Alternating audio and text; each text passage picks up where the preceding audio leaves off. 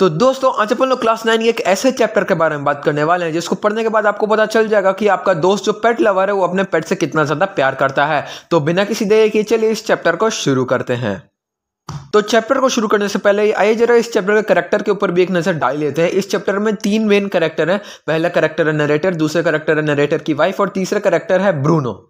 तो ये कहानी शुरू होती है ब्रूनो से। अब ये ब्रूनो कौन है और इसका इस चैप्टर में क्या रोल है वो आगे पता चल जाएगा। तो क्या होता है कि 2 साल पहले ऑथर और उनके कंपेनियंस जाते हैं एक शुगर केन फील्ड में जो मैसूर के पास होती है। तो ऑथर और उनके कंपेनियन वहां जाकर ना वाइल्ड पिग्स को भगा रहे होते हैं शूट करके। अब जिन वाइल्ड पिग्स को तो पड़ी गोली उनका तो काम वहीं खत्म हो गया, पर जिनको नहीं पड़ी वो बचकर वहां से भाग जा रहे थे। थोड़ी देर में ऐसा लग रहा था कि वहां पे सब कुछ खत्म हो चुका है, पर क्या हुआ कि अचानक से एक sloth bear, black sloth bear बाहर निकल कर आता है। तो ऑथर बोलते हैं कि मैं इसको बिना किसी रीजन के शूट नहीं करूंगा, पर उनका कंपेनियन तो ये सोचता नहीं है, बस गन उठाई और धाड़ से शूट कर दिया और वो बियर वहीं पे मर जाता है। तभी उसके पीछे से एक बेबी बियर निकल कर आता है। तब ऑथर और उनके कंपेनियन को पता चलता है कि ये तो एक बेबी बियर है जो अपने मदर के बैक में राइड कर रहा था। और फिर वो जो बेबी बियर है वो बहुत ज्यादा रोने लग जाता है क्योंकि देखते कि उसकी मदर अब मर गई है, तो बहुत ज्यादा रोने लग जाता है, अपनी मम्मी के चारों तरफ घूमने लग जाता है। तो ऑथर को देखकर ना इतना ज्यादा बुरा लगता है कि वो ये डिसाइड कर लेते हैं कि इसको लेकर मैं अपने घर जाऊंगा। तो क्या होता है कि जो ऑथर है वो उसको लेने के लिए आगे बढ़ते हैं,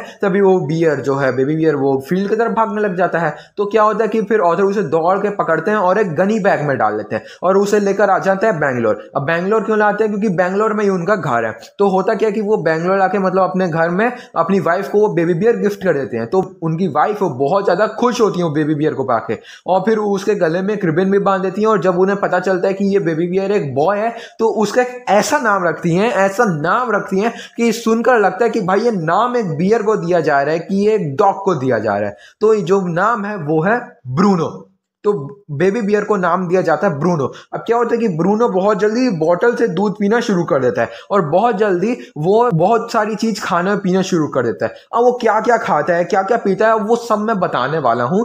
जो लिस्ट है ये हमारे राशन के लिस्ट से भी लंबी है, तो सुनने के लिए तैयार हो जाना। अब जो चीज ब्रूनो खाना शुरू करता है वो है वेजिटेबल्स, फ्रूट्स, नट्स, मीट, करी, rice regardless of spices and chillies, bread, eggs, chocolate, sweets, pudding और आइसक्रीम एक्सेट्रा एक्सेट्रा एक्सेट्रा। और जो चीज वो पीने में शुरू कर देता है वो है beer, milk, tea, coffee, lime juice और भी बहुत सारी चीज जो है वो पीना शुरू कर देता है। और जो ब्रूनो है वो बहुत जल्दी सबसे अटैच्ड रहता है। जैसे स्पेशली वो बहुत जल्दी मेरे ऑथर की वाइफ से अटैच होता है, वहां पे जो 2 डॉग्स है उनसे भी जल्दी अटैच्ड रहता है और जो वहां पे जो किराएदार के बच्चे थे उनसे भी काफी जल्दी अटैच्ड रहता है।